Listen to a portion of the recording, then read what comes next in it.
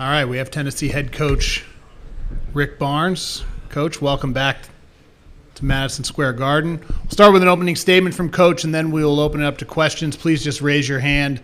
We'll get a microphone to you. Just give name and affiliation before asking your question. But, Coach, if you want to start with an opening statement. Just really excited to be here. Obviously, I'm so proud of our players, and we are as a staff with all that they've gone through this year, and to be here is really just a tremendous compliment to them, and excited to get ready to play again. We'll start up here in front with Adam. Hey, Rick. Adam Zagoria, New York Times. How you doing? Hey, Adam. Is this your first postseason game coaching in the Garden since '94? We were wondering, and just what's it like for you and your players being here? Have they shared anything with you about? I mean, obviously you played here during the regular season. Any good stories or anything crazy about them playing here and their thoughts on it? You know, Adam, we played here, was it a year ago, I think, or Texas Tech here, but I know this, we all enjoy coming here. Certainly the time that I spent up in Providence and growing up in North Carolina, I have great respect for this part of the country because I've always said that people here understand basketball at the highest level. And every year we do talk about how can we get to New York. And obviously we played in Brooklyn earlier this year against Maryland. And coming a year ago, I think they know it's a special place. They certainly know what playing in the Garden's about. And certainly with Allen Houston being here and being a part of it, I know they're excited about being here. I think it is. I think the only time I was in postseason was during the Big East tournament back in the day, but that's considered postseason. But I don't think we've been up here for an NCAA game. Stay on the same side, just a couple rows behind. Brandon Zenner, KWCH in Wichita. You spent a lot of time in the Big 12. I was just wondering if you ever formed any sort of relationship with Jerome Tang while he was at Baylor, and then just from the outside, what you've made of what he's been able to do with that program in 1 year. Wow, in 1 year, I mean, what can you say other than he's been terrific? He's done a terrific job, and certainly I think a great story is Keontae Johnson. He was in the league, in our league, and had his incident, but for his comeback has been, I think, a great story for college basketball. But, yeah, I've known Jerome, and he's obviously had a big hand in what went on at Baylor in terms of building that program, and he, again, from all that time, certainly understands the Big 12 and what it's about. And how can you, again, I mean, it's a tremendous job to have first year there, which I think they were not picked to finish very high. And for him to get them to this point is really a great job by he and his staff. We'll go one row back on the aisle. Russ Steinberg from Boardroom. Similar sort of question, but you're very familiar, of course, with Texas and with Rodney Terry. Just wondering what you think of the job that he's done, given the circumstances that he had to inherit. Rodney's done a tremendous job. Rodney was with me for a long time while I was there, and I have the utmost respect for him. And you look at the situation, the way it unfolded, and for him to get the respect. I mean, I know they respected him in the role that he was in as the associate head coach, but for him to slide over and the way he's handled it with an older group of guys, I'm not sure anyone else in the country could have done it any better. And for them to be where they are is, again, another great compliment to Rodney and his staff. And he would tell you that it's not just him, and the leadership that he's gotten there from the university as well. But he's done an outstanding job. We'll stay in the same row. We'll go the other side of the aisle. Hi, Amanda Christovich from Front Office Sports. Obviously, you've made the Sweet 16 and the women's team has made the Sweet 16. What do you think it is about your department as a whole that has allowed for success in both basketball teams? Well, I think it really starts with our administration. It's in my 8 years there, we have had some change, but I've said before with what we have with Randy Boyd as our president and Dondi Plowman, what she's done on campus has been phenomenal. Then Danny White has come in and has made as big an impact within 2 years of anyone I've ever seen in terms of the fact that he's done something to help every sport on that campus to because he's a very competitive athletic director. He wants us to be good in everything, but he and his staff have they've not just talked about it, they've done it. And certainly I'm excited for Kelly. I think she's got one of those really difficult jobs, because of the great tradition of our program. But she has done an incredible job, because I was there before she was, and I saw when she came in that how quickly she wanted to build her culture, and she's done it. And they've had a tough year with injuries, but for them to be where they are right now, it's, again, she and her staff have a lot to be commended for. Stay on this side of the aisle. Go back a row. Go ahead. Hey, Rick, Rocco Miller, bracketshere.org. Question for you about Florida Atlantic, 2 parts. What did you know about them before the matchup came together, and what have you learned about them since? Well, they certainly catch your attention early in the year when they went to Florida and won at Florida, something that we didn't do. And any program team that wins 33 games, I don't care what league you're in, because it's hard. All jobs are hard and difficult jobs, but for them to go through that, the first word that would come to my mind is consistency, because to do that day in and day out, knowing that they became the team that everybody was wanting to beat and gear up for, and you look at their team, they're smart, they know each other well, they great concepts on the offensive end, very sound defensively, and they should be a very highly confident team, because again, you win 33 games, it speaks volumes. But and no doubt, all that they've done, they've earned it. We'll stay on this side in the front row. Wes Rucker, 24/7. Rick, I believe I'm paraphrasing here, but I think you said maybe a week or two ago that you couldn't remember a season in your career that's gone quite the way this one has, with injuries and things of that nature. How rare at this point in your career is it to come across something that you've never really come across before, and how did you kind of keep your spirits up and the team's spirits up through all that? Well, really, we often say that throughout our lifetime that, I haven't seen anything like this, but this year, in terms of the key injuries that we had, and talking to Chad Newman, I asked him, I said, in your 28 years at Tennessee, have you gone through anything like this? And he said, not with key individuals at key times of the season. And what I would say is that I think our players have a lot that they should be proud about, and it's the fact that you felt it. I mean, I would be not honest with you if I didn't tell you that you felt, me as a coach felt the tension that was going on, but yet wanting to make sure our guys believed that if we could go out and just keep doing what we do and trust in what we've done up to this point, that some way, somehow it would work out. And I think we all had to some way, somehow rely on our own personal faith in what we were doing to try to get through it, because it was difficult. It really was. And I think we all had to figure out how to handle it in our own way. But the fact is, I'm really proud of, and I've used the word, these guys being resilient, because they have been.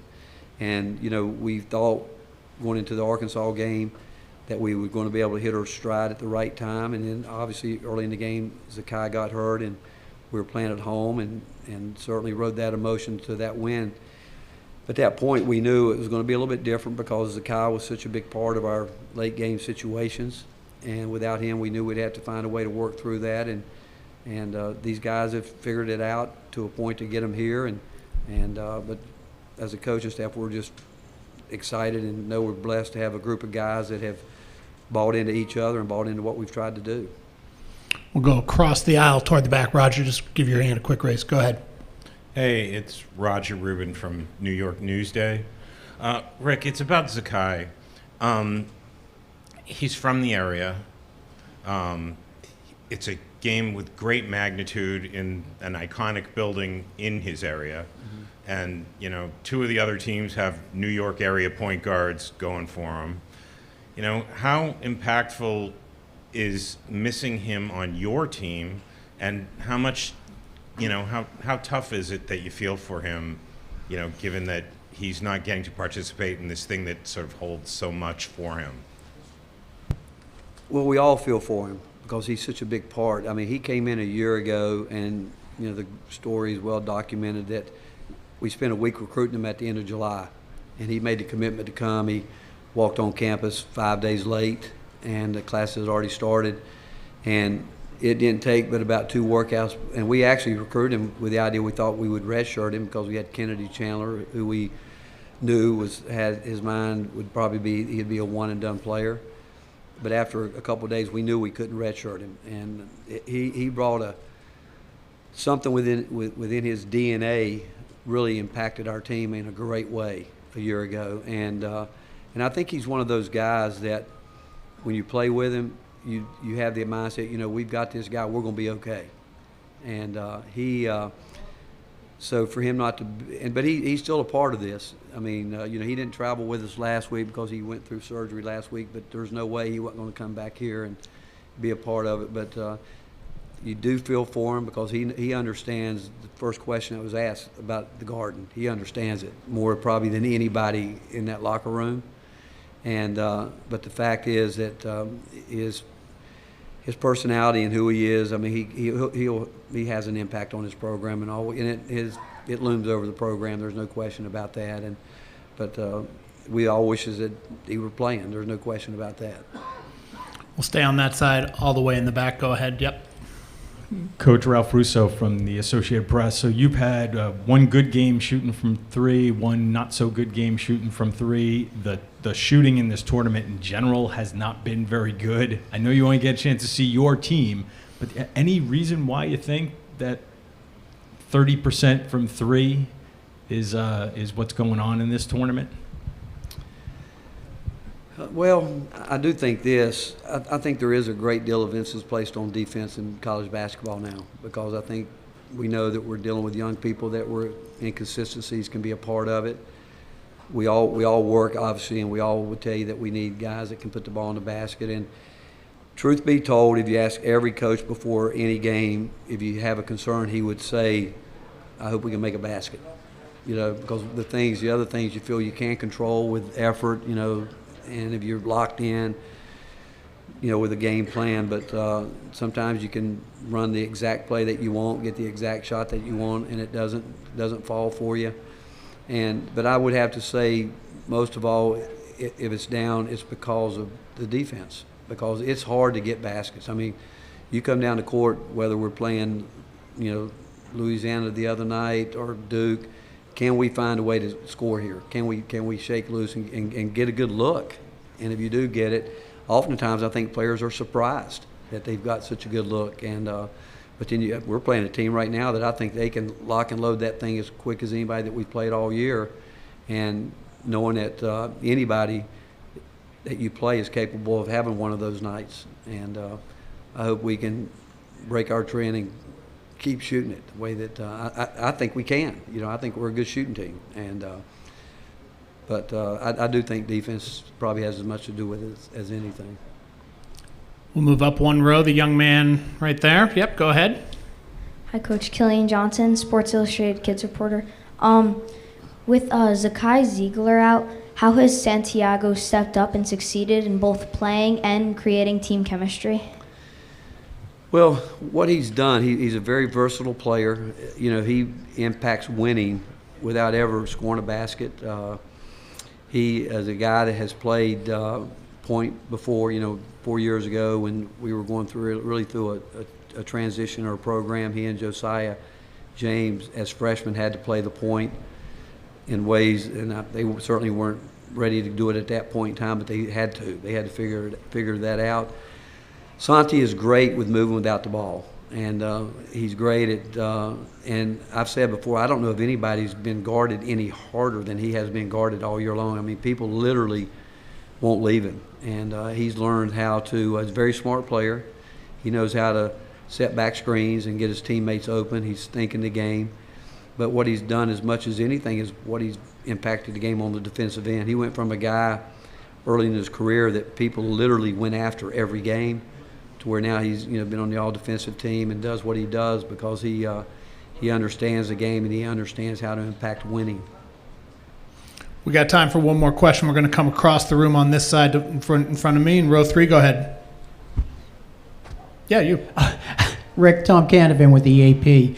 Does age play into coaching anymore? Jim Boeheim coached till he was 78. Pitino just got the St. John's job at 70. You're pushing something. And I mean, Is age not a difference anymore?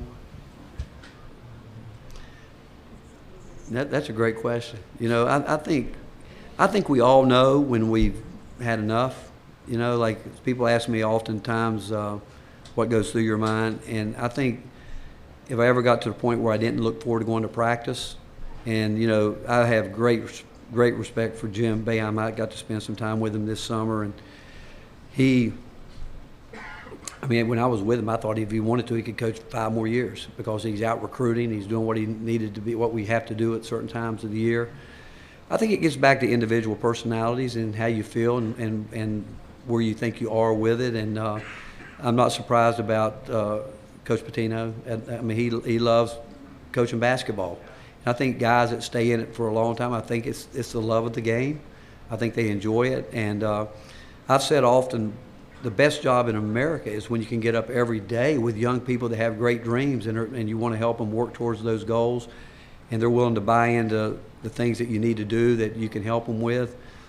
And but I don't know if I would say I don't think you could put age on it. I think it gets back to individual personalities and where they are at that point in time in their career and their life in terms of you know, what they see themselves doing. And I would say this, a lot of coaches that I know that quit early made the comment they wish they would have stayed with it. Because I think at one time everybody thought there was, and there is a shelf life for everybody, but I think people thought that when you got to your mid-60s it was time to be finished. And like I said, some people that did do that, you know, they've said they wish they would have kept going.